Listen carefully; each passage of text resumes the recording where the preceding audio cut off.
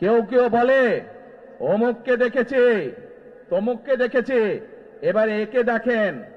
প্রিয় ভাই বোনেরা, 1971 সালের যুদ্ধ, যেই যুদ্ধে লক্ষ মানুষের প্রাণের বিনিময়ে এই দেশ স্বাধীন হয়েছে, আমাদের এই প্রিয় মাতৃভূমি, সেই মাতৃভূমিকে স্বাধীন করার সময় অনেকের ভূমিকা আমরা দেখেছি, যাদের ভূমিকার কারণে এই দেশের লক্ষ লক্ষ ভাইয়েরা শহীদ হয়েছে, এই দেশের লক্ষ লক্ষ মা বোনেরা তাদের সম্মান হানি হয়েছে।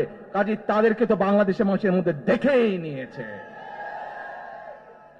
এখন প্রিয় ভাই বোনেরা, এই কুফরির বিরুদ্ধে, এই হঠকারিতার বিরুদ্ধে, এই মিথ্যার বিরুদ্ধে আমাদেরকে ঐক্যবদ্ধ হতে হবে। আমাদেরকে ওই যে টেক ব্যাক বাংলাদেশে থাকতে হবে। আমরা দেশকে স্বৈরাচার থেকে মুক্ত করেছি, এখন মানুষের অধিকারকে প্রতিষ্ঠিত করতে হবে।